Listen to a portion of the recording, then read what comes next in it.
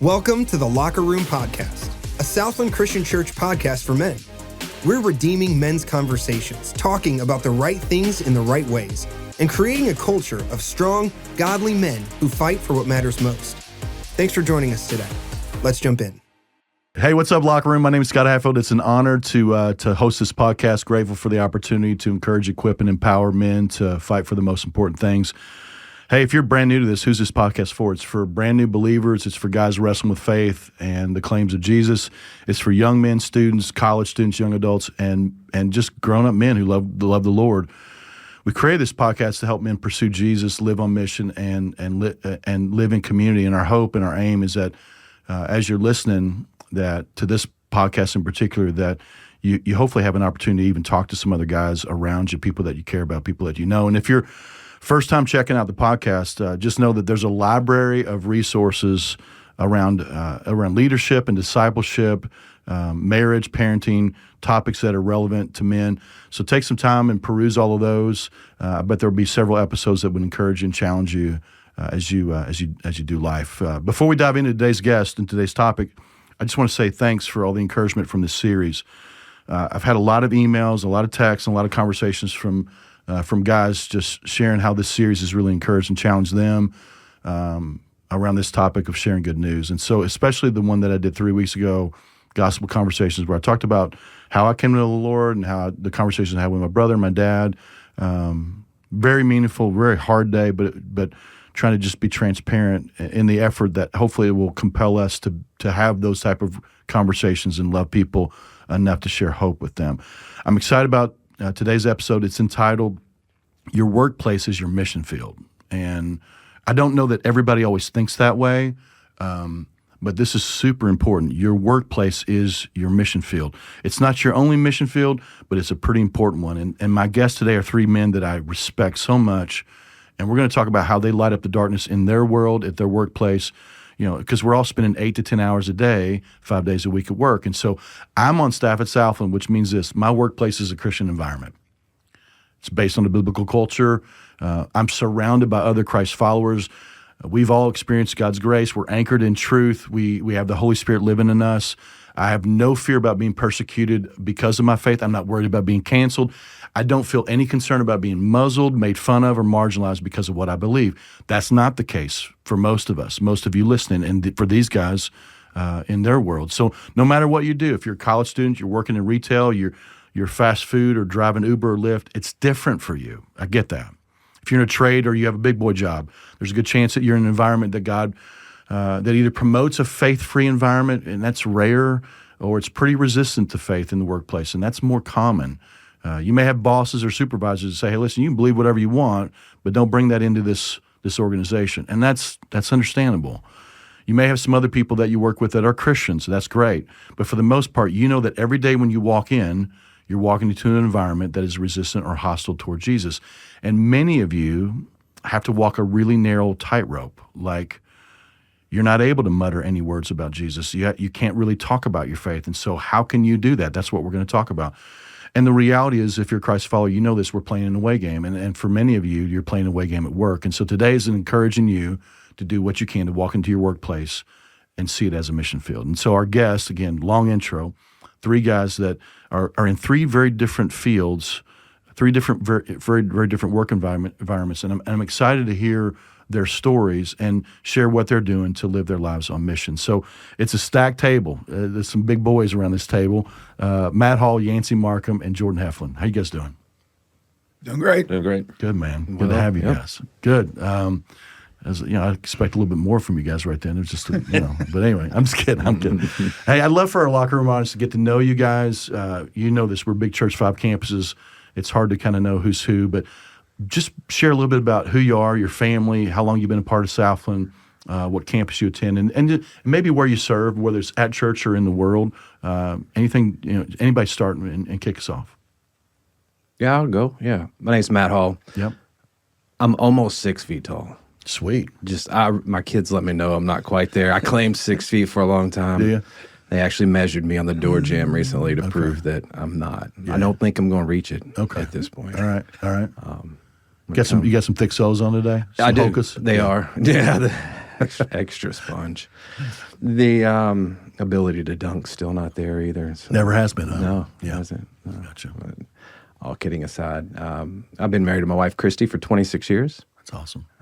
Got 2 kids. My oldest daughter, Sydney's 22. My youngest daughter, Sophie, is almost 18. So she's a senior at Lafayette, so we're close to that empty nest phase. So, yeah, it's been a big year, and it's been good. A lot of big moments heading into this last year, and last year of soccer, and last year of this dance, and all the fun things to do with her. And then Sydney's kind of out on her own, you said, doing the big boy or big girl job. So she's out doing that, and it's been really fun to watch her grow into that. We attend here in Nicholasville. Okay. Christy and I serve on the Connections team, so we serve in the cafe. You sling a lot of donuts, don't you? Do, man. Still doing it. Yeah. Been doing it for about over 4 years, maybe about 4 years. I wonder how many donuts you've touched. All of them. I've tasted all of them, too. Just to make sure. You have to. Yeah, just a little bite. Yeah. You're going to love this one. Oh, yeah. It's This is unbelievable. my favorite. Yeah. Solid fan of chocolate. Yeah. Sophie serves in the preschool, so she does that. And I've been pretty deeply involved in Fight Club over the last 5 years, too, as you know that. So been to pretty much all of the campuses at least once, if not twice now, to either lead tables or be a part of somebody else's leadership at a table. Yeah. Both are different experiences, so...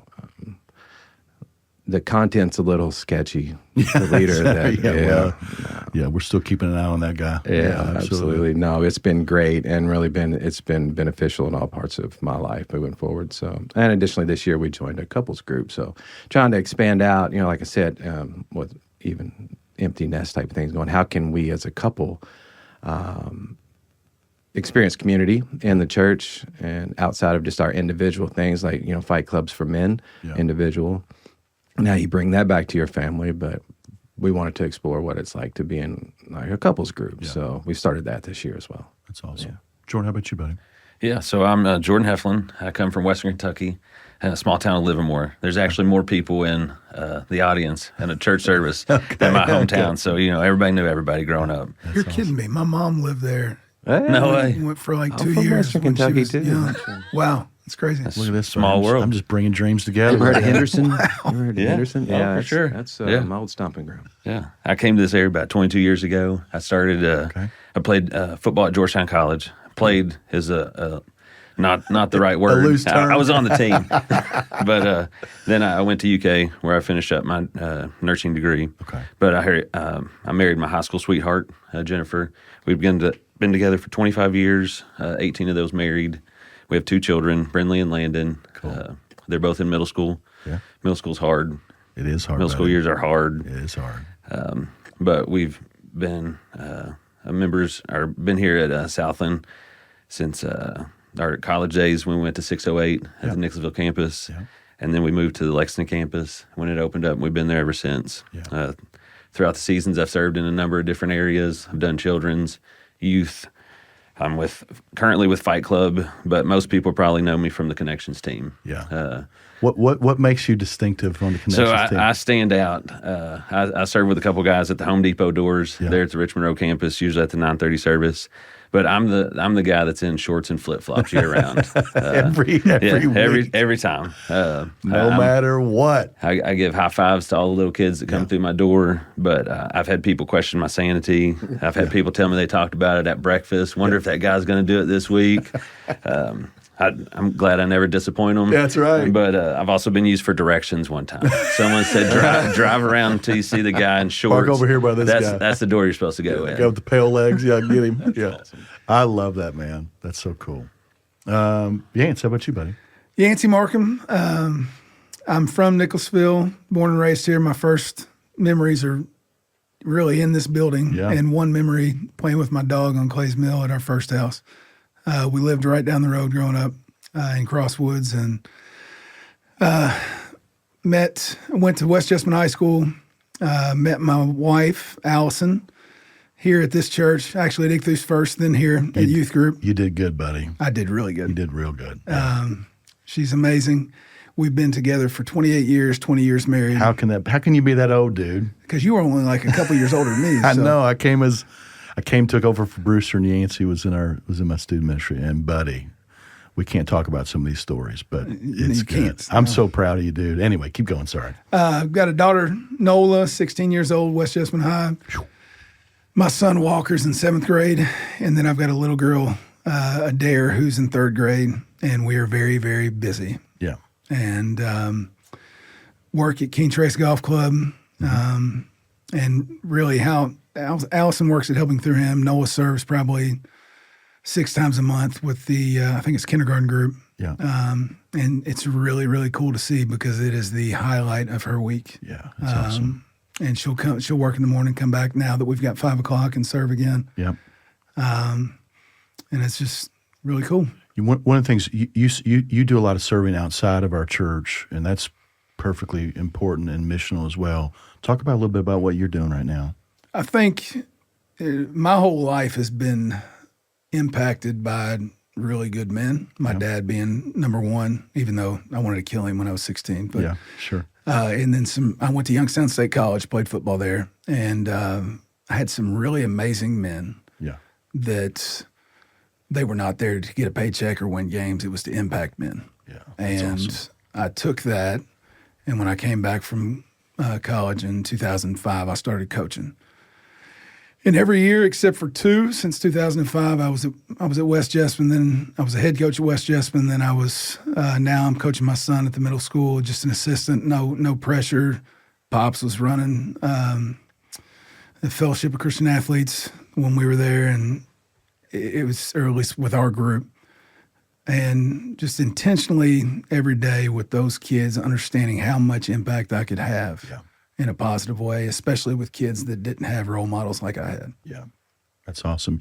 You told a story about just praying with the team one time.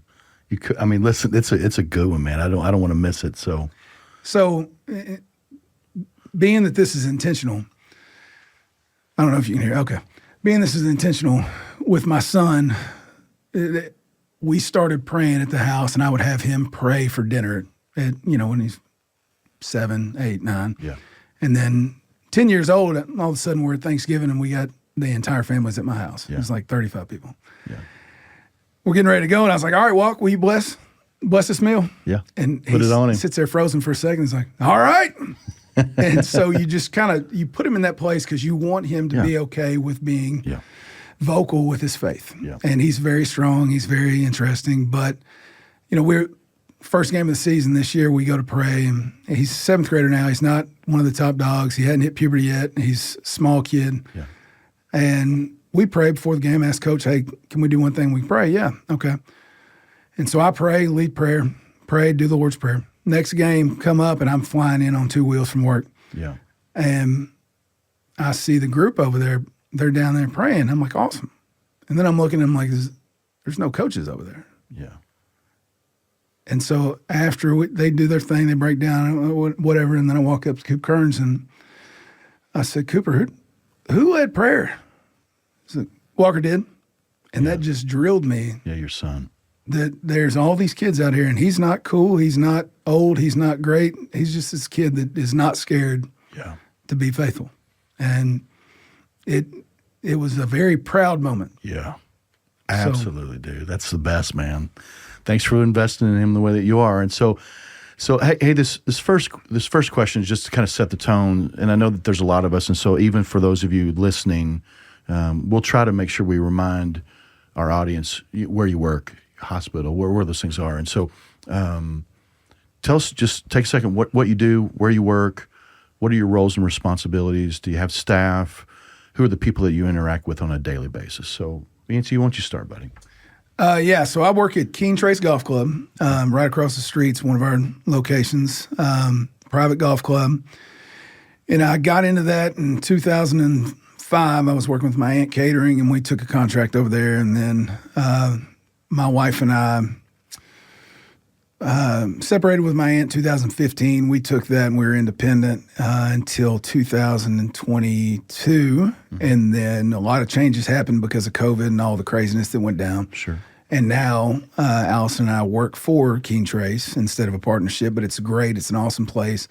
And I will say, compared to you two, it is a place that our two owners, like I am incredibly blessed because our two owners walk in faith on a daily basis, Evan Mossberger and B. Fry. And I'm in a place that right now I'm missing the weekly meeting, but that weekly meeting starts in prayer and ends in prayer every week. Yeah. And what we do, we do all things from major golf tournaments. We had the PGA Tour event for 5 years. We do weddings. We have a new restaurant that we opened about 6 weeks ago. We've got a fast dining restaurant that's crazy because at 5 o'clock you could have 4 people there, and then at 5:30 you've got 220 people there. You just have no idea what's going on. But it's just hospitality, man. Yeah. That's my life is just being with people, serving food, trying to make them smile. Yeah, and possibly impact them. Staff-wise, you talk about how many you got. So I oversee in my department probably 70-ish people, which is really cool because I've got all walks of life in that. And the very challenging thing with that is I've got probably 45 that are below the age of 25. How about that? And probably 20 that are below the age of 17. Yeah. And so it gives me a lot of room to impact in a lot of different ways. I love that. Jordan, how about you? Yeah, I'm a registered nurse at UK. Yep. I've been there for 16 years. 15 of them have been in some form of children's. Yep. Currently, I work at the Dance Blue Clinic. We take care of all pediatric cancers and all blood disorders. Every day I get to access patient support, start IVs, administer chemo, blood products, other medications, and we take care of all of central to eastern Kentucky. We let Louisville have the western side. Yeah. But I currently am a staff nurse, so I don't have anybody that I'm in charge of or anything, so that allows me full reign to be able to go in and spend some extra time with families and try and do what I feel like God's put me on this earth to do, and that's help and serve people. Yeah, yeah. The Lucases, we had a podcast a while back. Brian Lucas was on. He talked about his son and a child and battled cancer. And I learned about you before I even knew that you went to our church. But they just talk so highly of you and how much you care for him and them. And, man, it's such an important job, man. Thanks for what you do. Anything, I didn't mean to cut you off. Anything else that you had in that? No, I think he was talking about how many staff you had at yours. There's about 70 of us that work there in my clinic. Yeah. Small but mighty. Yeah. We got a lot of things that we're working on there. Yeah. Very good. How about you, Matt? Yeah. So I work at Toyota and the Production Engineering and Manufacturing Center in Georgetown. I'm a part of a team that really works with a lot of different parts of the organization to ensure that if a piece of equipment that builds a car or engine or a battery, whatever that piece of equipment, if it goes down on a planned or hopefully not unplanned basis, but that happens, that the right part is there to be able to get that piece of equipment back up and running. So I work very closely with maintenance and the production engineers.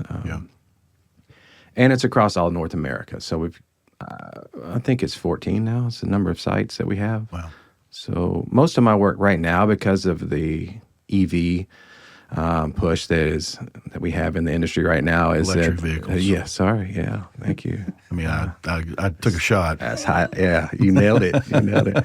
Is in Kentucky and North Carolina at our battery plant. So a lot of focus is there right now. So, but I get to work with a lot of people to make sure that keep the lines running. Yeah. That's the big thing, and have quality vehicles and things. But I do oversee a team. There's about 50 of us, and I do interact with them on a very regular basis. Yeah. I'm very deeply involved in the process and the day-to-day operations, and so it's really good. I enjoy that. You also run a group? I do. Toyota Christian Fellowship is part of the organization to allow people like-mindedness, Christian belief to come together. And they have lots of different groups. Yeah, and there are lots of different groups based on different interests and things like that. So I won't go into all the different ones. This one specifically is TCF, and I am the chair of that. And so I'll talk a little bit about that throughout the conversation today and how that allows our company to really be there for team members and explore that. That's awesome. The spectrum's vast for you guys as far as, and you kind of even mentioned that a little bit, but as you just the resistance or the openness for faith to be a part of life and conversations, that type of thing. And so, like, you're in different places. Yancey, you said, I got two bosses that walk in faith, that they love Jesus. You guys start your day and your meetings with prayer and end with prayer. Christ is pretty central. I mean, is there anything else you want to share about that? I mean, you feel a lot of freedom, right? I mean, I know there's a little bit of a tightrope in some things, but you feel a lot of freedom. I feel absolute freedom. Yeah. I mean, and part of that beginning in when we started doing this and Allison and I were in charge of ourselves and we were just partnering, there was not, and then also knowing that how they felt, there's not going to be pushback. So I never, ever feel intimidated about speaking. Now I have to be smart and choose to the public, right? Yeah. And part of the reason that they know you, they knew you anyway. They're part of our church, and they knew that you would be a great asset to the team. And so your faith is besides your work ethic and all those things. That was a part of probably them going, yeah, we want Yancey, right? Yeah. Yeah. Because especially in the hospitality industry, there's a lot of ways that people can steal from you, rob from you, take from you, and not be truthful. And to be able to count on that my values are the same as theirs is important. Yeah, that's money. Very good. Matt, you've got a little bit more. I'm kind of working us down a little bit. So you've got room, but talk about that. As far as just, you can talk about faith. At the work environment, right? Toyota, yeah, okay. Yeah, so Toyota is a very culturally diverse company. We're global. Yeah. North America is a very big region, but they do allow for the differences. And I think that's really one of our strengths, to be honest with you. We do get a lot of viewpoints and a lot of perspectives to come in and just to be able to logically work through a lot of problems. But because of that cultural diversity, it does open up the Christian belief to be able to be discussed and openly discussed in there and free to discuss in those certain environments. Yeah. You can't just go around preaching to everybody. You cannot. That wouldn't happen. No, we cannot. But we do have a lot of executives that are open with their faith, and they'll speak at events, work-sponsored events even, usually through the organization of TCF. Right. So again, TCF is at each of the plants. So we're in Kentucky, Indiana, Mississippi, all over the place, Texas. That openness is there. It can be a little difficult at sometimes. Like you said, we can't just go around handing out Bibles. And There's other groups. There's other faiths. There are other faiths. Yeah, that's true. And we're actually one of the few faith-based groups. Oh, okay.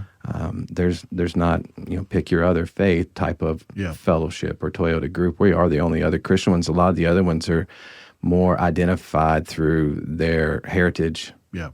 Or where they may come from. For example, I will give one for example, Todos. It's for our Hispanic team members if they want to celebrate their different heritage and events. So there's a various different types of groups like that. Yeah. But I will say, and in Georgetown, TCF does have about 500 members. Yeah, that's awesome. And they're not all fully engaged. And that can be difficult, really, because a lot of them are on the assembly line.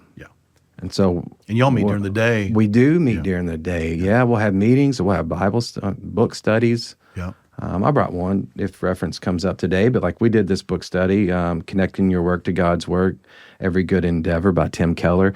That's difficult for team members on the floor to just pull out from their process and go and read a book, talk about it. Right. So there's some challenges in that. So we have to find other ways to engage them, whether it's in small group activity, weekend activity. We do different things that allow for that. But it's open. Toyota's very good with it. It's cool. There's a community of followers there. You know them, and they can, if anybody's wrestling with it, they can come towards you, which is pretty cool. It is. We offer up prayer requests. Yeah. there's a anonymous way of doing that, or you can share your name. Kind of whatever. what we do at church, Yeah. right? It really is. And what I didn't elaborate is I sat on the chair of the board for TCF, along with about a dozen That's other Toyota people. Christian Fellowship. Yeah, sorry for all the acronyms. We are acronym heavy at Toyota. For those that maybe listen to this podcast and work there, you know what I'm talking about. Yeah. But yeah, so we do try to model a lot of that.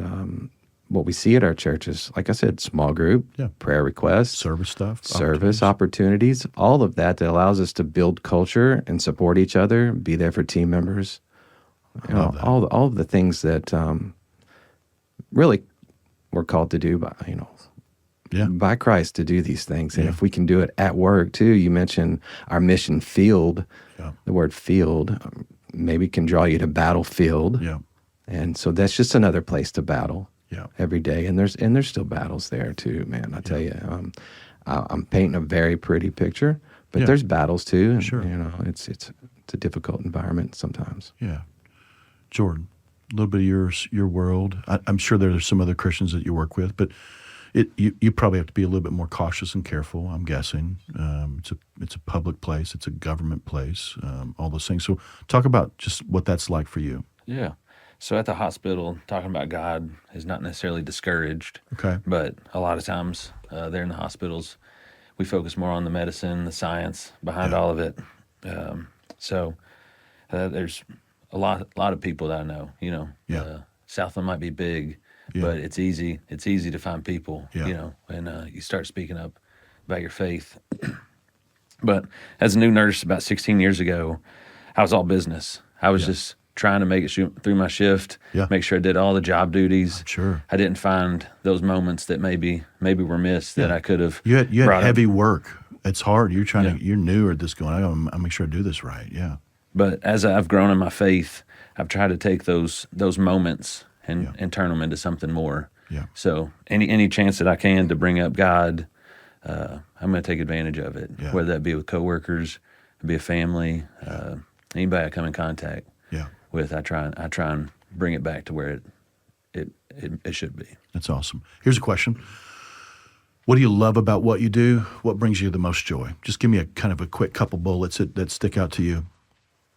Yeah, I really. It sounds basic, but I love being deeply engaged with my team. Yeah, that's kind of where the ice gets broken. We learn more about like who we are, not just what we do. Yeah, and that's really where I enjoy it. And like I said, I've traveled a lot. I've been around Toyota a lot, so I like to see people at different places and kind of actually seeing the joy in, hey, look, I remember you. I've worked on a project with you maybe 3 years ago, but being truly happy to see each other and just, you know, working with the people is just the biggest part where I enjoy that. Yeah. You know, the jobs are challenging and fun, I will say that, but if it was just the jobs, then it kind of loses its luster, you know. It's the people and being engaged with them. Good deal. Yancey? Same thing. I love selling smiles. Yeah. I just want to make people smile, and that's either with a customer or with one of my teammates. Yeah.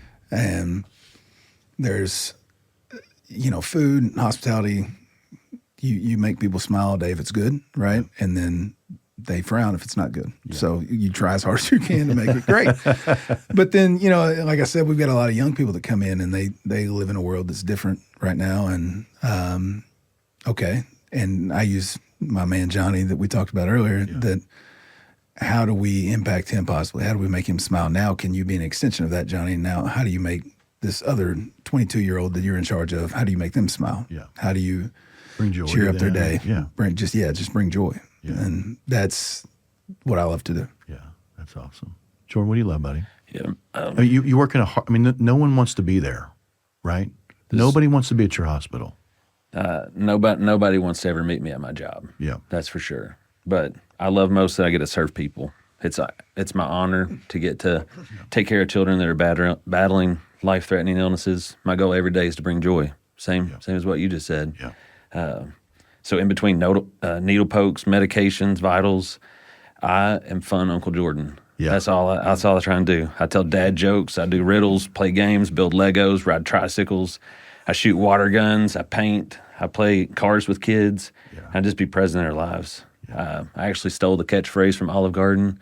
When you're here, your family. I love that. Nobody wants to be a part of this family, but while you're here, I'm going to do everything I can to make your day better. I love that, man. Kids don't want to go through this battle. All they want to do is be kids. They want to be normal again. Yeah.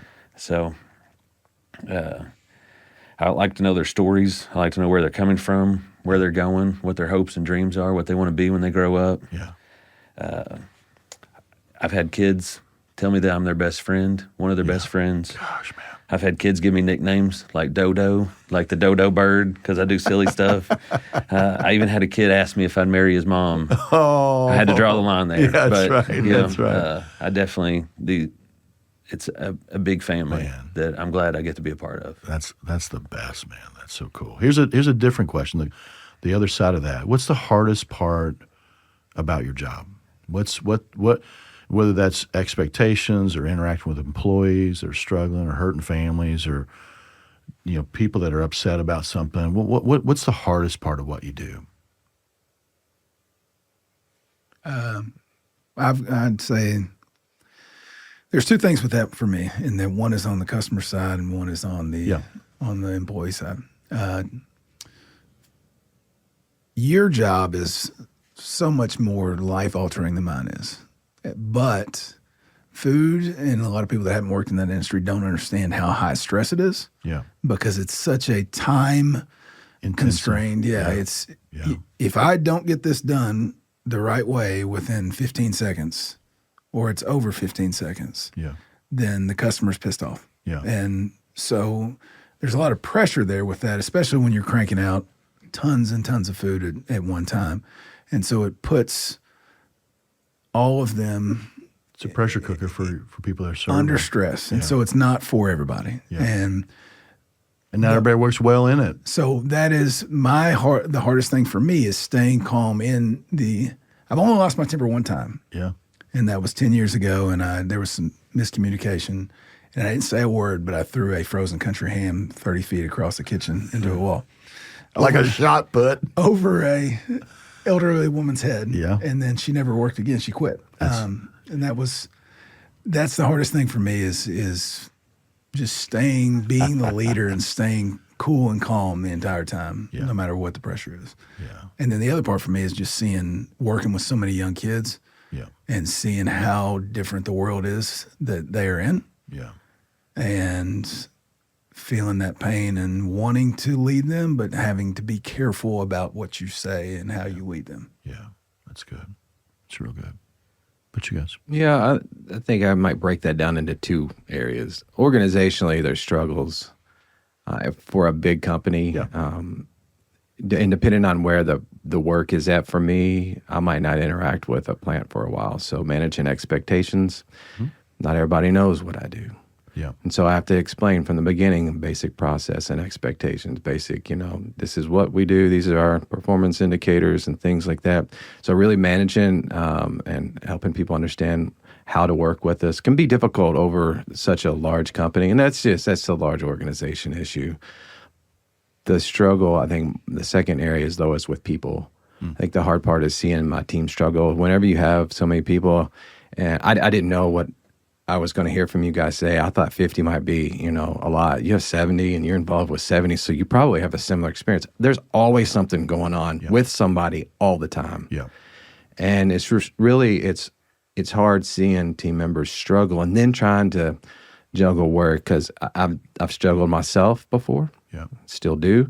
And work can always be the thing that can distract you from overcoming some of those struggles. So one thing I just try to do is remove work as that struggle point, or not a struggle point, sorry, that variable in overcoming what they're doing. So my team is very close, so we like to support each other, and I put a very big emphasis on helping any of my team members whenever there's something going on in their lives. If I can remove work as a variable for them, if I can do that one thing, I feel like that's something I can control. Yeah.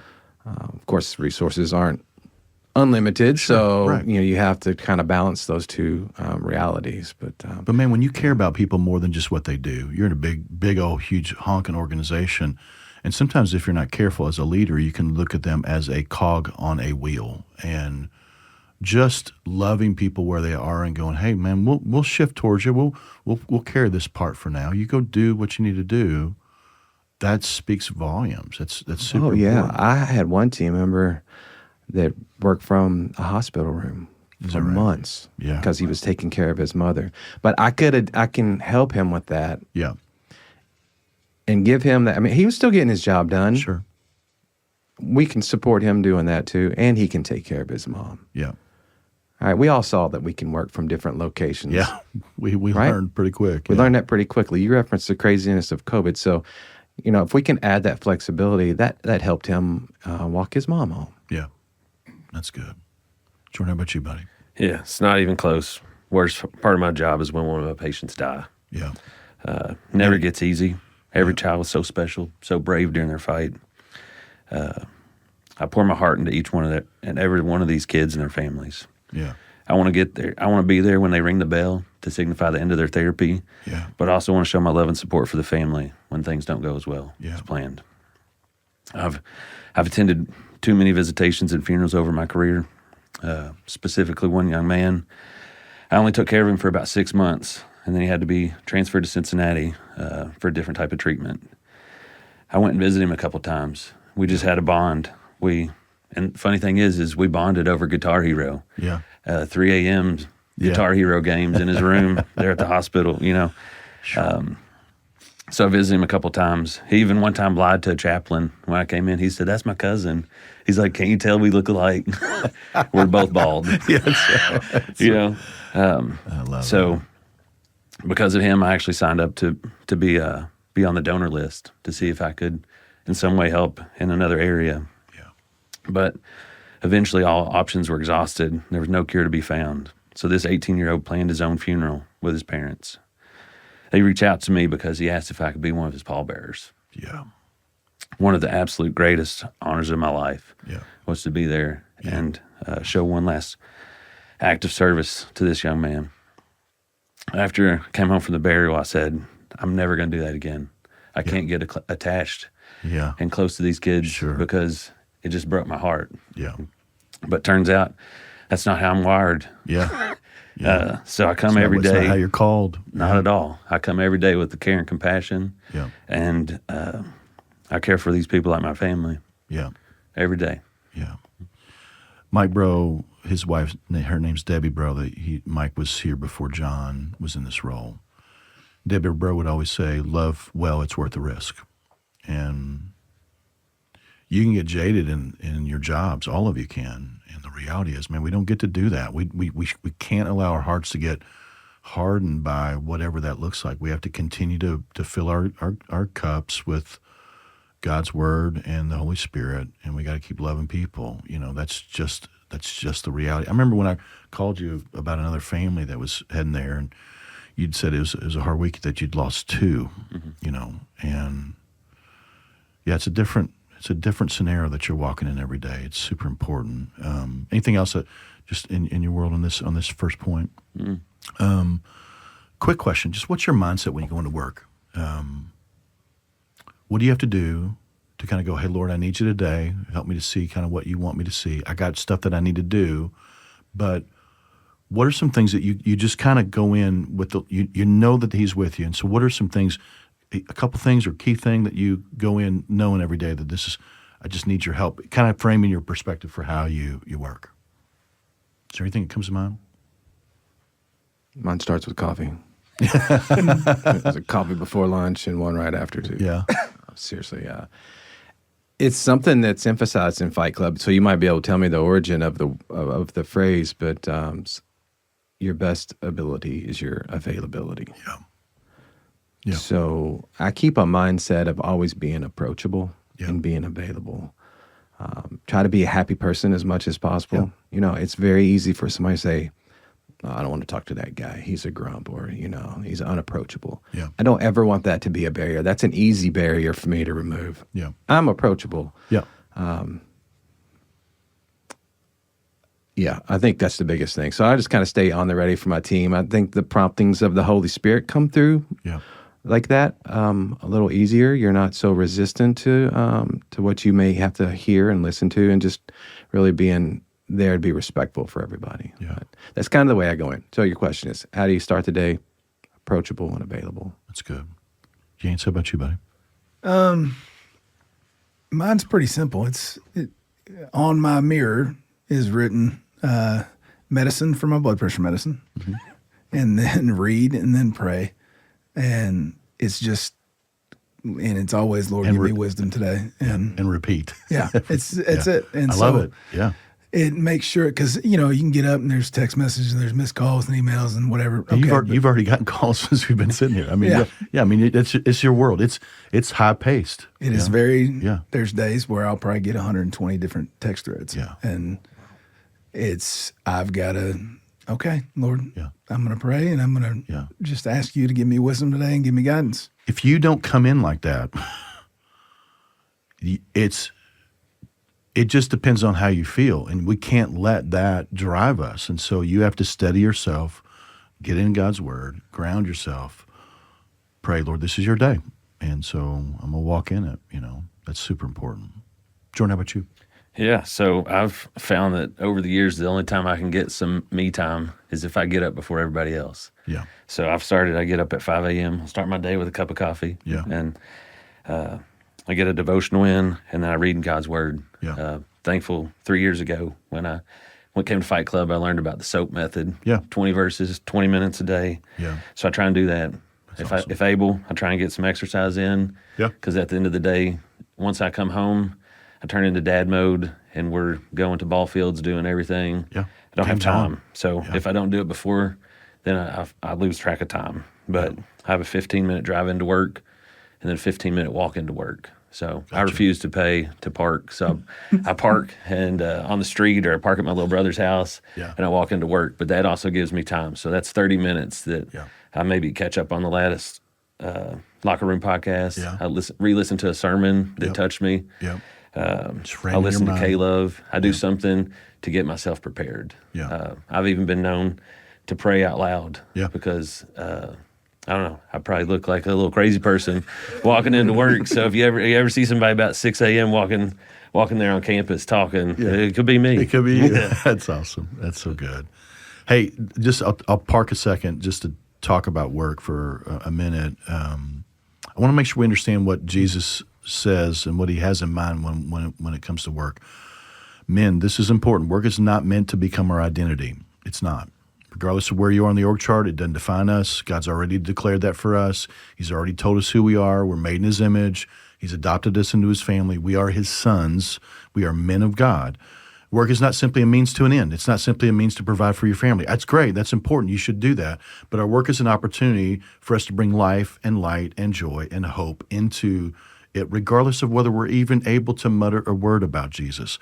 We're not meant to worship our work, but God actually says, hey, it's a place where we can worship him through the way that we work, through the way that we live, through the decisions we make, through the way that we care about the people around us. And so for some listening, my hope is that the Holy Spirit recalibrates your attitude about work, even as you listen to these guys talk about how they approach work, even on their everyday, because it changes your attitude, your perspective, and and then you may hopefully prayerfully God will begin to help you see this as your mission field. Here's something critical I think that Jesus wants us to have, and it comes out of Matthew chapter 9, 35 through 38. It's from the Message, but it says Jesus made a circuit of all the towns and villages. He taught in their meeting places. He reported kingdom news. He healed their diseased bodies. He healed their bruised and hurt lives. And then it says, when he looked over the crowds, his heart broke. So confused and aimless they were, like sheep with no shepherd. What a huge harvest, he says to the disciples, and how few workers. And then he says, on your knees and pray for harvest hands. And so tucked in this passage is these three words, and it's Jesus looking over this hill and seeing all the crowds of people, all these things, all these people are just running around, and he sees them, and he says these three words. It says his heart broke, and which means his heart was split wide open because of all that he saw. And he describes what he saw. He says that he saw people that were beaten up and broken, bruised and hurt. And then he says confused and aimless, like sheep without a shepherd. And just think about that, like agriculturally. Sheep without a shepherd are in harm's way. They're vulnerable. They can get picked off and eaten and killed quickly. And so here's the question. As you think about your work environment, does that sound familiar?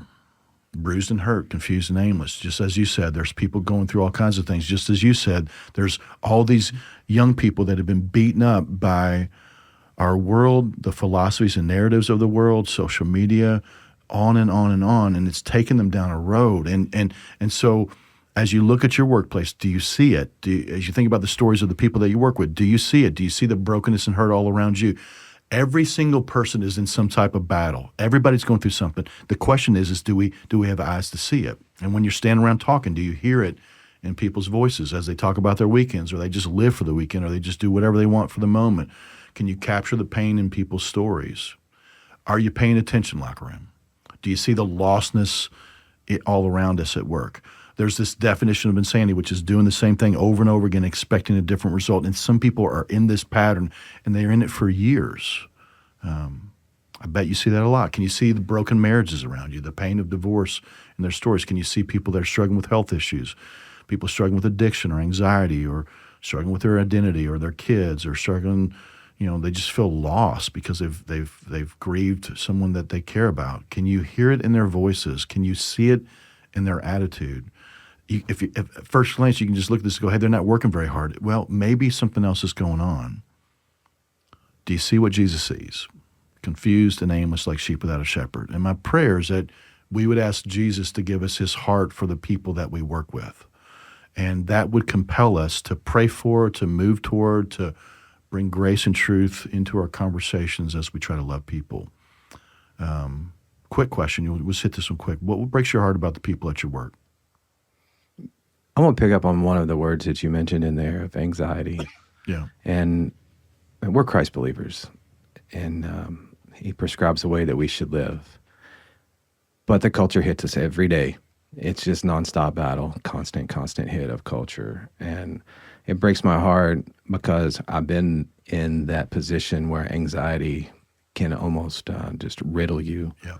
And cloud your vision and cloud your view. So when I see folks struggling with that particular item, like pride and worry and anxiety, those are things that take men out. Yep. It's done. Yep. You can wreck everything with Yep. that.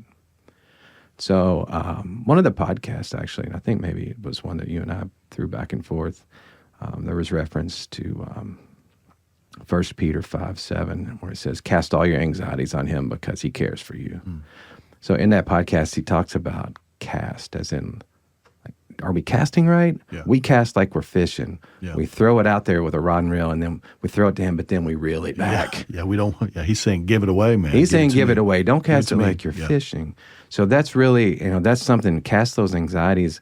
I've struggled with that. So when I see team members struggling with that, it breaks my heart. And that tends to be the things that break my heart, is things that I've experienced. Yeah. And I know there's a way out. Worry like that is misplaced faith. Yeah. And it's really, it's Or looking it's to the absence of faith. Yeah, exactly. Or the absence of, looking to the future with fear. Yeah. It's not faith where you're looking to the future knowing that God's got you covered. Right. That's one of the biggest things. I've got some other points to that, but I think that's the biggest one for me. Yeah. All right. What breaks your heart about your workplace? For me, again, it goes back to the youth Yeah. and just the lies that they've been told and all that. One day, so intentionally every day, if I interact with you or a customer or who, I ask them how they are. Yeah. All the time. And then with my employees that I see all the time, I can tell that, okay, maybe you're not having a great day, right? Yeah. And this is just an example, but a girl that works for us, and I'm friends with her dad, she said, "Oh, it's just a boy." I was like, "What? I mean, Yeah. what's going on? Yeah. You all right?" So yeah, it's just and she told me something stupid that this boy had done. I was like, "Why are you with this?" Well, you act like there's other boys that are. Well, there are good men. Other good ones out there. Yeah. You're just not looking in the right place. Yeah. And it's just, but that's not just her. That Yeah. is everybody. Yeah. And the world they live in right now. And that kills me because I didn't have to experience that. Yeah. And, dealing with my kids right now. And thankfully I've got, at this moment, some amazing kids. Yeah. It's just how hard is it for you all Yeah. in this world to walk and look at the right things and have the right eyes and follow the right path. And So I'm just surrounded by them all the time, and it's interesting. Yeah. The question for you should be, what doesn't break your heart? Oh my goodness. I mean, in some ways, but what I know quickly, what breaks your heart? You kind of alluded to some of it. But. Yeah, cancer affects all ages, races. It doesn't care if you're rich or poor. Yeah. When dealing with disease, I've seen families fall apart, but I've also seen people turn to God, and they've come out stronger on the other end. So about a year ago, I began praying to God to make me be ready and willing to speak His name to any and all people that I come in contact with. Now, I'm not 100% successful. Sure. Some of it I can say because we don't have enough staff or we don't have enough time in the day, but I try as often as I can to act on that. So just a few weeks ago, I had an opportunity, and this one caught me off guard. I was just doing a little social visit. I had 2 kids. They were down in the ICU and just going to say hi.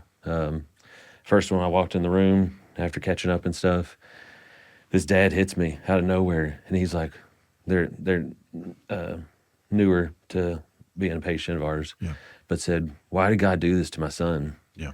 And I was just speechless. I was like, I was trying to rack my brain for the perfect thing to say, and nothing came to mind. But I said, God didn't cause this for your son. Yeah. I said, but I know God can heal your son. Yeah. And so I said, I hope the seeds have been planted that will hopefully grow, and I will continue to try and have as many of those conversations with that family throughout their treatment. But I walked straight from that room to another room, a patient of ours that they don't have any more treatment options for. Yeah. They were going to be sent home on hospice, and I wanted to go say goodbye to my friend. And when I walked in the room, the mother with open arms, as she's tears crying. Yeah. And one of the first things she says to me is, I just need heaven to be real because I want to see my child again. And I'm like, man, I asked for this, God. Yeah. And so I had to be ready, And I said, there's nothing else more. That's the only way I can keep coming back to work every single day is my hope and my faith that one day I will get to see your child again. Yeah. And I still pray to this day that I'm also going to see that mom with me too. Yeah. So. Buddy. No, thanks for sharing that, man. That's awesome. That's a great example. Did I catch everybody in that question? Because I can't remember now. Hey, if your work environment, your company, the organization you work for is really resistant to religious freedom and you feel like the soil around you is really hard ground, you might want to spend some time looking at Daniel in the Old Testament or Nehemiah. There's multiple places where this happens, but these are 2 great leaders who God uses where the ground is really hard. There's crazy resistance. Daniel was a part of 3 different very evil kings, and he just lived rightly, and God continued to provide favor for him, and God used him in powerful ways to expand and advance his kingdom. And the reality is we're all kingdom workers. You guys work in the world, I work here, and I try to be in the world, but it's not my job, but it's my life. And so there's a quick thing, and I want to hit these fast because I want to get to your questions. I just want to hit these pretty fast. For those of you listening, as you think about your workplace, there's a pastor named J.D. Greer from the Summit Church in Raleigh-Durham, North Carolina. He wrote a book called Everyday Revolutionary. And what it's about is being a light in an anti-Christian world. And so he speaks about work, and he basically says, hey, there's 5 things that we should think about. And these 5 things are this. And I'm going to rattle through these fast, so you may have to listen again. But the first one is creation fulfilling. This is how we view our work. It's creation fulfilling. In Genesis, one of the first things that God tells Adam to do is to partner with him and work. Work was not a curse. He tells Adam in Genesis 2:15 to tend it, cultivate it, to take care of it, to work hard, to sweat, to create, to cultivate, to make something that is able to provide for other people, to make it better. So whether you're preparing a meal or working on a vehicle or taking care of a cancer patient or crunching numbers or whatever market you work in, God's put you in this job to create, innovate, and help other people. And it doesn't matter if you're teaching 3rd grade or designing technology or marketing or building sky-rise buildings or putting in HVAC or taking care of horses on a big farm or whatever you're cultivating. And so God is creative. He's creator, and He's made us to create. And so we should create things around us and do it well. Number 2 is excellence pursuing. Whatever vocation you're in, Paul says this in Colossians 3:23, work willingly at whatever you do as though you were working for the Lord rather than for people. All of us have bosses. Some are awesome, some are not. Paul says, regardless of what your earthly boss is like, you actually work for God, meaning your work matters to Him. And so you should, whatever you do it for Him. Work hard. Again, Daniel's life. Daniel was under some very corrupt, power-hungry, evil kings. And there were some people that were very jealous of Daniel and the favor that God gave him with these different kings. And they were trying to find something in him to destroy his reputation and remove him from his place, his influence with the king. And so Daniel 6:4-5, it says, at this the administrators and the satraps tried to find grounds for charges against Daniel in his conduct of government affairs. And here's what it says, but they were not able to. They found no corruption in him because he was trustworthy, neither corrupt nor negligent. That's huge. He says that Daniel was trustworthy. They couldn't find any corruption in him. He was neither negligent or corrupt. These kings trusted him, even though they had different faiths. He wasn't corrupt. He wasn't doing anything that for selfish gain. He wasn't negligent. He wasn't lazy, idle, or he just worked hard. His character spoke for him. And if you can't talk about Jesus at your workplace, let your integrity and your life and your humility speak for you. When we work hard and we strive to give our best, when we seek excellence in our work, it sets us apart from everybody else. And so whatever your job is, strive for excellence. The third thing is we reflect His holiness. 1 Peter 1:16 says, be holy because I'm holy. The word holy means to be set apart, separated from the common, morally pure. God's altogether different. His holiness is very different from ours. But He calls us to be holy, which means we strive to live with integrity, which means how I do business matters. What I charge, the ethics I use, the way I talk, the decisions I make, the way I lead, the way I carry myself, not to confuse those around me. When they finally figure out that I'm a Christ follower, they should not be shaking their heads. They shouldn't be. And so we don't want to communicate a terrible testimony. Again, we won't do anything perfectly, but when we blow it, we just own it. But we should live one life, not a bunch of different lives around different people along the way. And as we do that, we should reflect His holiness because we're trying to live differently and work differently. And then the fourth thing is redemption displaying. Redemption displaying. When we get to work, we should look for opportunities to put God's grace on display. And the word redeem just means that God paid a debt that we couldn't pay, that we owed. Redeem means to rescue, to deliver, to help somebody, to bring somebody back from the edge of a cliff. Jesus is our Redeemer, but when we work with integrity and we care about people, it's funny how grateful we are for grace, and then when we make mistakes, and then how quickly we move towards judgment when somebody makes mistakes around us. And so it's like we appreciate the grace of God, like the younger brother in Luke 15, and then when somebody messes up an organization, we want to just come down heavy and hard on them like the older brother in Luke 15. Sometimes the best thing we can do for somebody is just give them grace and say, hey, it's okay. Let's do this differently. And let me just step on the other side of this. There's a guy named Joey Martin. He says we're saved by grace, not employed by grace. And so, we have to monitor that. There's plenty of employees that you guys work with that you go, hey, I want to give you a second chance, but I can't. You're going to have to walk through this and earn this, and I'm putting myself on the line for you, but you're going to have to demonstrate by the way that you work. But we can look for moments to go, hey, it's okay, man. Had a bad day, made a bad call. I love you. Sometimes you even telling people a different story, especially these young guys going, hey, I just want you to know God's got a different plan for your life. And you may not be able to say it exactly like that, but just being able to cast a different vision for somebody's life could be really, really critical. And then the last component is mission advancing, meaning you should be good at what you do. And if you're a boss, you should be a really good one. And if you're on the bottom of the org chart, you should work really hard and care about the people regardless of where you are on that org chart. You should care about the growth, your growth personally as an employee, and you should care about the organization's growth. Model Christ in how you work, your attitude. That's what you bring. You can't control everything else, but you can control your mindset, your attitude. If you're hungry and humble, you care about getting better, you care about making the organization better, you become super important to the organization regardless of where you are on the org chart. Be an encourager, not a complainer, man. And be allergic to drama. When there's conflict, you see the best and worst in people. And be your best. If there's conflict, move toward it and address it. Don't sit around and gossip. Try to honor people and do that well. 1 Peter 3:15 says, "But in your hearts revere Christ as Lord. Always be prepared to give an answer to everyone who asks you to give the reason for the hope that you have, but do this with gentleness and respect." If you will live your life in a way that looks set apart, looking at these 5 things, then people will go, "Hey, you got to talk to me, man. What's different about you? Your marriage seems good. Your kid, I have seen your kid, whatever that is." They will ask you, and then you have an opportunity to respond. And so, and one more thing, again, we've already hit this, but when someone's struggling, move toward them. Don't just go, "Hey, this is a problem with your, it's going to show up in your work." Move toward them and find out what's going on. If you can find someone that figure out what they're struggling with, maybe you can help them. Or we have plenty of resources at our church that can help them. Someone going through a divorce, someone battling health issues, check on them, man. Tell them that you're praying for them. Let them know that you're here if they want to talk.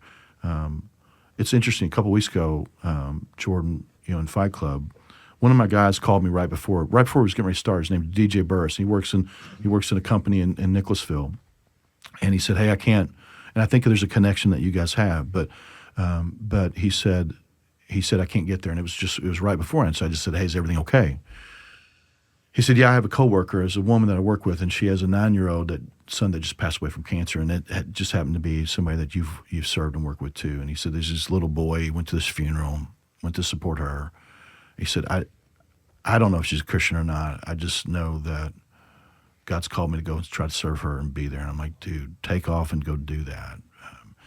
Being there for people when they're going through hard times will speak so much volume about who you are and what you care about. Let me hit some rapid fire questions. All right. So this is important. There's a quote I heard that says, "This world's not our home, but it is our assignment." And when Jesus came, the church is not this museum of saints. We don't have to pretend it's a hospital for lost and broken people. None of us have arrived. Jesus called us again. We've been saying this. I've been banging this drum for 5 weeks.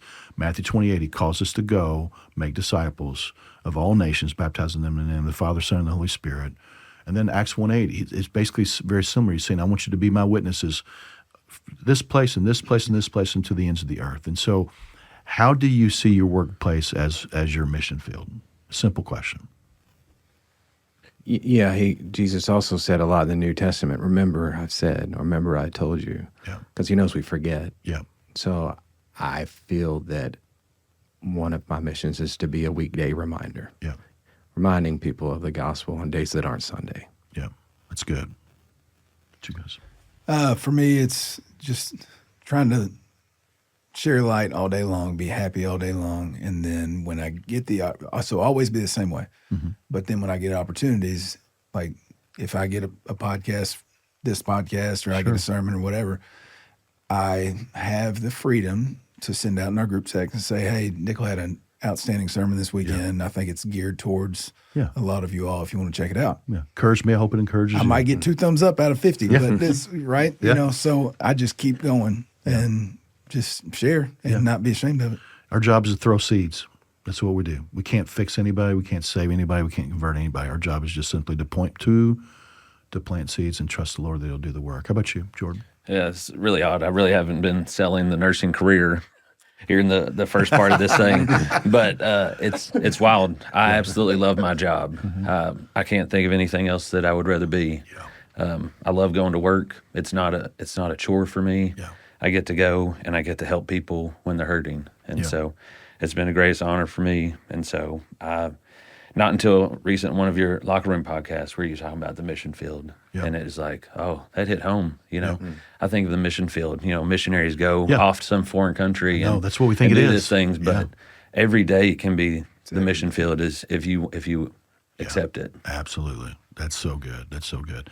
Hey, what's something that you do to try to build culture at work?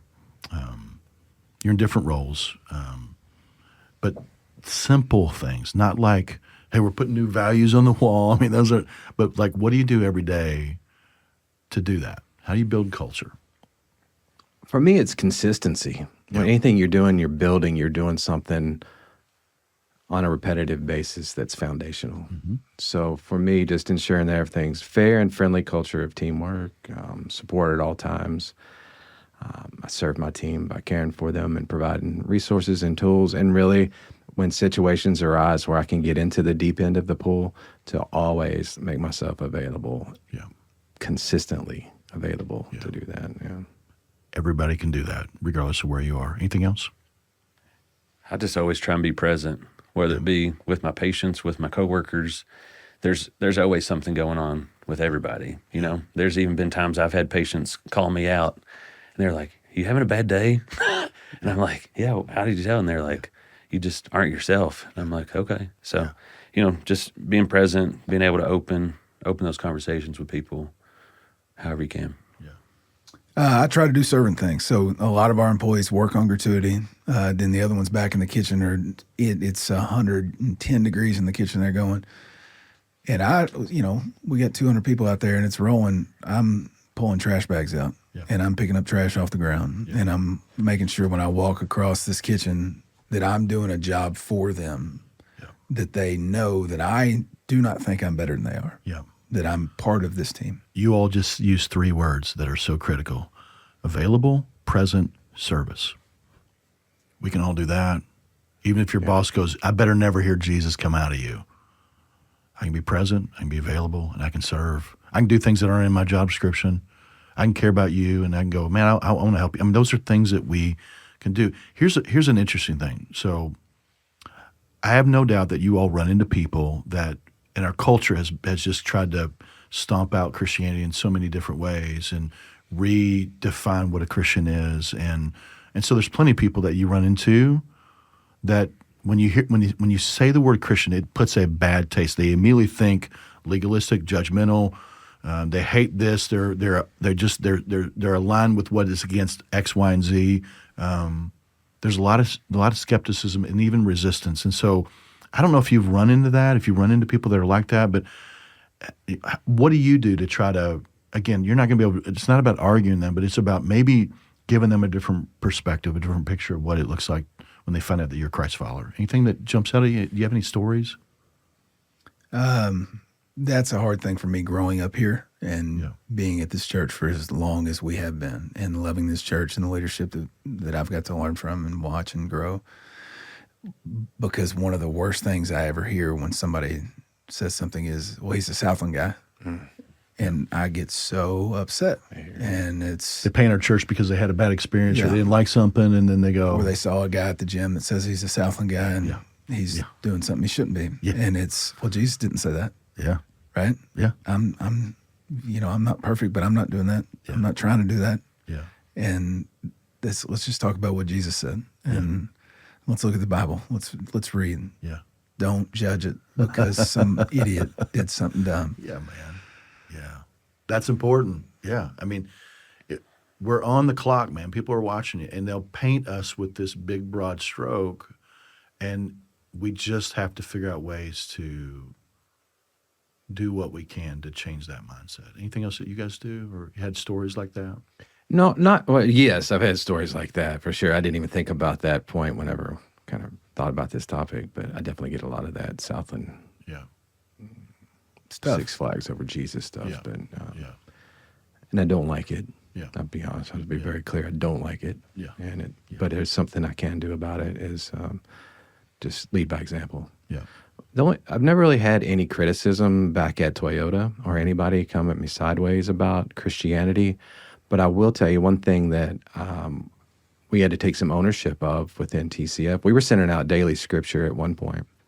And it was just, the intention was good. We were taking a line out of Bible verse and sending it automatically through an email every day. But it was just that line. And then the next day would be the next line. The next day would be the next line. Yeah. So the intentions were good, and we got complaints and we got criticism of it. So I had to listen. I really still had to listen. And text outside of context can be dangerous. Yeah. I think, yeah, that's a good one. There's actually Nickel said that gets passed around, and so people are going text whoa. Without context. Yeah. So, but I had to listen. All right, that's one thing. It seemed legalistic when you read some of it. You should, something very specific where, that was very kind of, like I said, legalistic.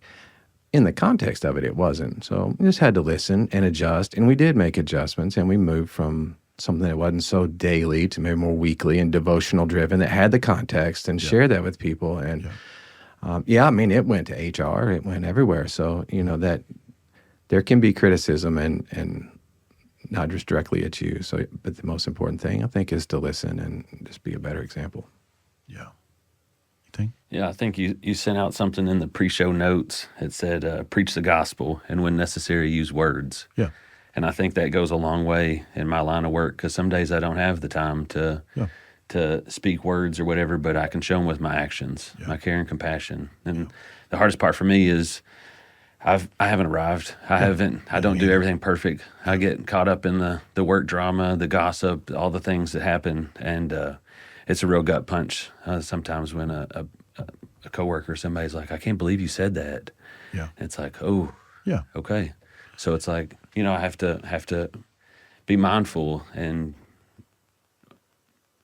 use my words carefully because I don't want to show that bad taste or be any of that for someone else. And no matter what all of you do, high stress, you're not always going to be your best. And you know what you do? You just own it. You go, man, that's on me. That was my fault, man. I didn't set you up where I didn't communicate. I thought I did. You could power up, but you can go low here and just going, hey, that's on me, man. It's funny how an apology or ownership changes the game and the defenses go down and people go, oh, man. I mean, that's, he has high expectations, but he also wants to live in accountability rightly, and that's super important too, So 2 big questions, and we'll start wrapping up. Have you had opportunities to share your story at work, just what God's done in your life with somebody else? I mean, I'm not talking about inviting them to church. I'm just talking about you sharing what God's done in your life with somebody that you've worked with. Has there been a time where that's happened for you? Can you think of one and share it? Yeah, definitely. In varying ways, and it's usually one-on-one. I will say this, though, kind of back to the walk the walk and not just talk it, point a minute ago that we were talking about. I haven't always, I've known Jesus for a long time, but I haven't always followed him or listened. And I've done a lot of things in my past on my own as my own advisor, which is awful because I'm the worst when it comes to that. But some years back, I really made a commitment to start following and changing the way I act and the way I behave. And that alone, people have said to me, they go, I don't know this other guy that people tell me you used to be. Yeah. The new people that I'm in this organization with, they're like, I've heard you were a real jerk. I've heard you were mean. I heard you ran over people. I'm like, yeah, all of that stuff happened. Yeah, that was me. Yeah, that was me, but it's not now, and this is why. This is the way it was before. Yeah. This is the way I am now, and this is what the change point is, and it was in the grace that God's given me, and it's in following Jesus. So have I had a chance to share my story? Yeah. The details, though, aren't for everybody. Yeah, that's right. But the solution's for everyone. Yeah. That's the point. So, yeah, I share my story. It's usually one-on-one, though. Yeah, yeah. You said that you were driving to one plant not that long ago, and you had 2 guys in the car, and they were captive audience for you to share. Yeah, sorry, fellas, you had me for 7.5 hours down to Tupelo and 7.5 hours back, and they did get a little bit more than yeah. And I showed up down there, and some of the old people were like, "Oh, Matt's here. Turn the cameras on." Yeah. Yeah. That guy used to run around with me a little bit back in the day. I've been at Toyota for a long time. I started there when I was 24. I'm 51. A lot changes in that amount of time. Hopefully, right? Yeah. So, like I said, it's an opportunity to say, look, knucklehead, this happened. Maybe not so stupid anymore, and set a better example. That is a testimony. Yeah, absolutely. Yeah. How about you guys?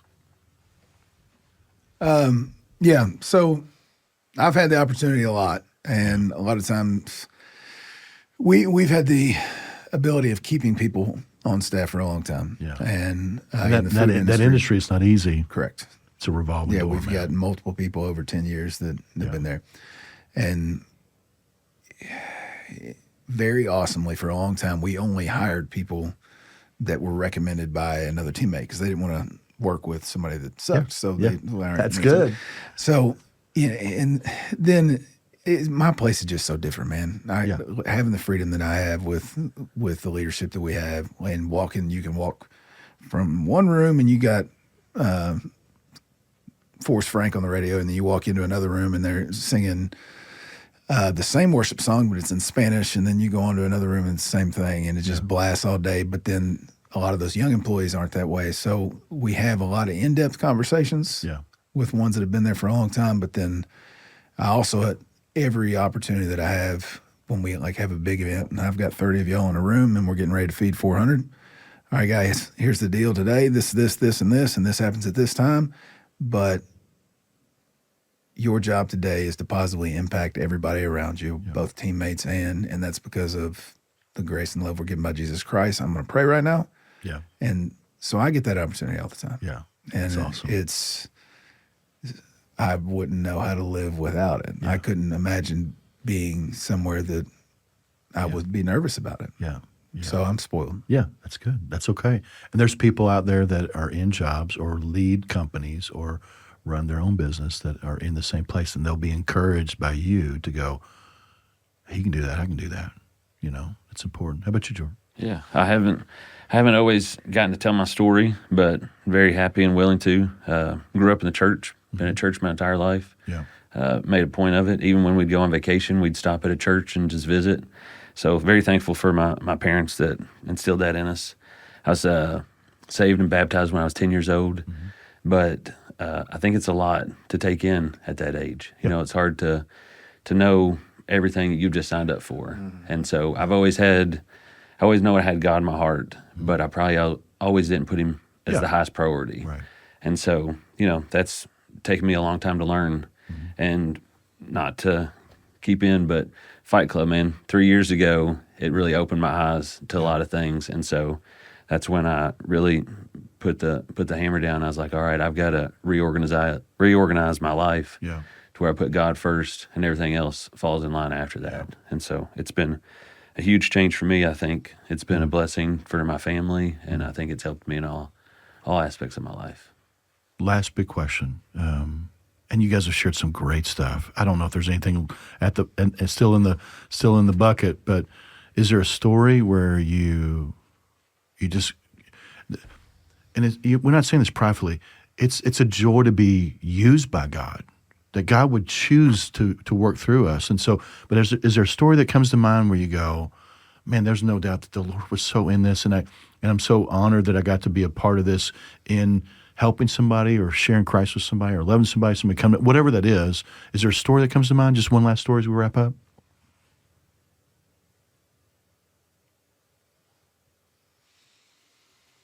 I don't know. Take it away. I don't know if I've got a story. But the guy that you met with this morning, that's a story. It's a big story. And I've got a lot of those of just people that if you continue to be intentional with them. Yeah. And we've had people baptized in the pool over there. Yeah. And that's because everybody there is not scared to share their faith. Yeah. And not me, everybody. Yeah. Like all of our leadership. You've set a culture, though. It's a culture. You've said it, and you went, hey, this is what we're going to be about. We're going to love people and with God's love. We've got people being baptized in country club pools. Yeah. And that's awesome. We've got people turning their lives around and completely, and it's just because you have to, with intention, be the same way every single day. And there's multiple interactions. And that's just, and sometimes it's hard. But I'm going to go back to what you just said about people that are listening. This will be my main point. Other men that might have the opportunity to do this. And I've been in those situations with probably 300, 400 employees over the last 10 years. I've only ever had 2 people quit after the end of that shift saying, hey, I don't think this place is for me. Yeah. Everybody else keeps coming back. Yeah. And they keep listening to you and they keep hearing you. Yeah. And so the opportunity that we have, and I've seen all those examples, the guy that I met this morning, who I love very dearly, and now is the father of 3 amazing kids and got a beautiful wife. Yeah. If you just keep pouring into them, if you have that opportunity, like I do, just pour into them and don't be worried you're going to offend them. Yeah. I offend that guy a lot. Sure. Yeah.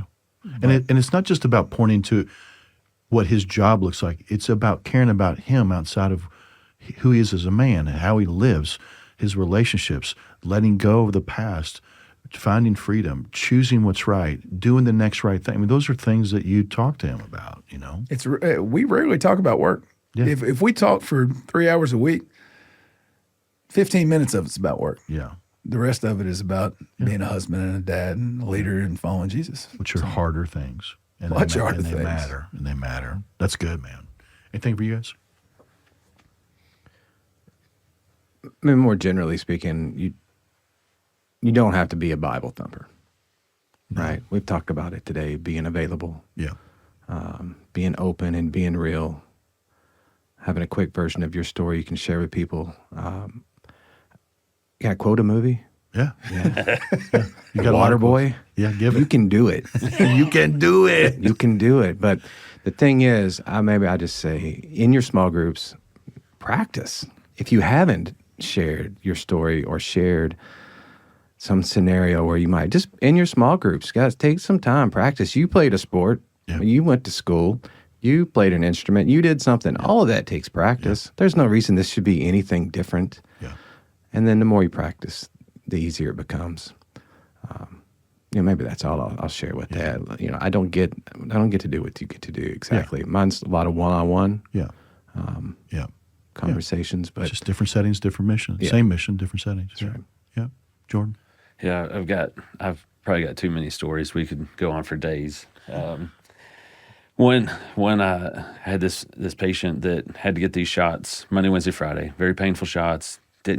Not a lot of tears were shed over this. I was trying to give them a lot of grace and let them do things on their own.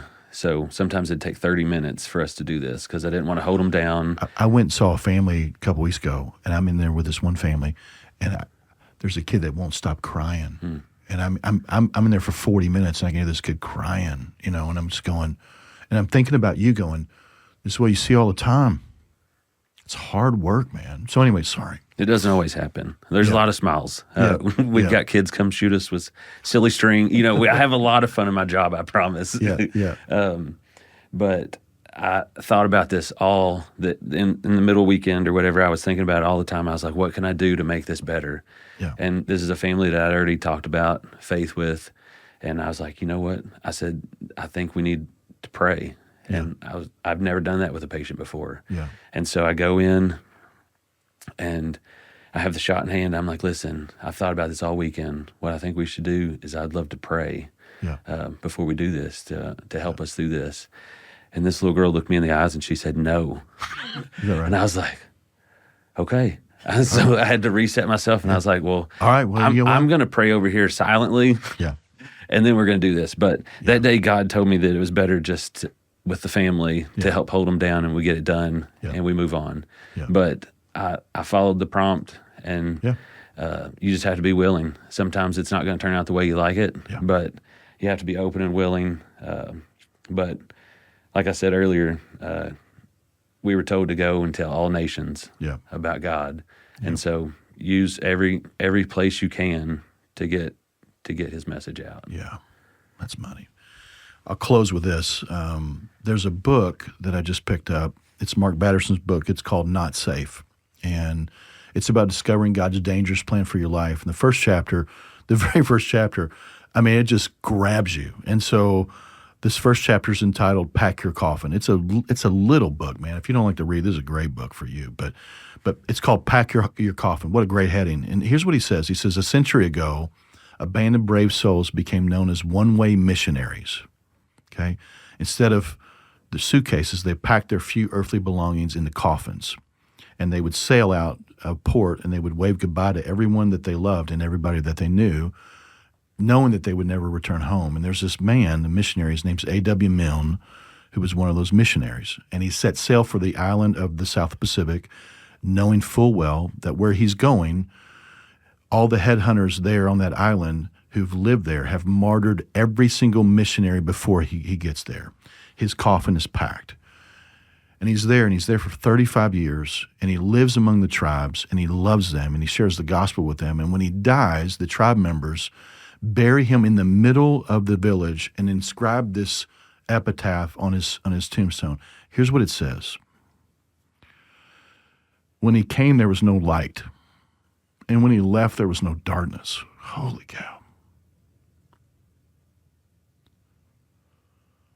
Patterson goes on to say, when did we start believing that God wants to send us to safe places to do easy things? Jesus didn't die to keep us safe. He died to make us dangerous.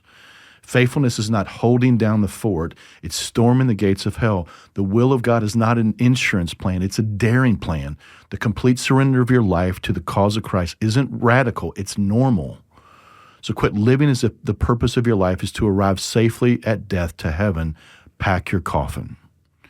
Jesus called us to go into our worlds, light up the darkness, and we don't go alone. He tells us he's going with us, and the mission that we're on is far from safe. We're in a war. We're playing an away game, and God's called us to partner with him and share good news and pursue lost and broken people with all that we are and to share with them the hope that we have. And I'll just remind you, Jesus says, the harvest is plentiful, the workers are few. He's saying, listen, the opportunities are endless, and I'm just waiting on some people that I can trust that will go. And we should be those people. We should be entrusted with the gospel, and we should step in and partner with him and go do that. I'll circle back just what's on that tombstone, A.W. Milne's tombstone. When he came, there was no light. When he left, there was no darkness. I don't know if there are better words that could be spoken about us. I don't know if there are better words that could end up on a tombstone. What if we lived that way? What if we lived like missionaries and we saw our workplaces as our mission fields? What if we came into our workplace where there is no light, and we left and there was no darkness? Locker room, let that be said of us. You guys are awesome. I love you very much. I'm so proud of you. Keep crushing it. You did amazing on this podcast. I'll wrap up by saying, if this podcast has encouraged you, I'd love to hear from you. If you're wrestling with Christianity, need help figuring out your next step, you want to be baptized, send us an email at lockerroom@southland.church. If you want to connect with Yancey or Jordan or Matt, email me and I will get you connected with them. Maybe you work in a similar field or something that they said sparked something in you and you just wanted to ask or connect with them. They'd be happy to do that. And as always, if a podcast like this has encouraged you, share with a friend. All right. Thanks for listening. Get after it. We'll catch you next time on Locker Room.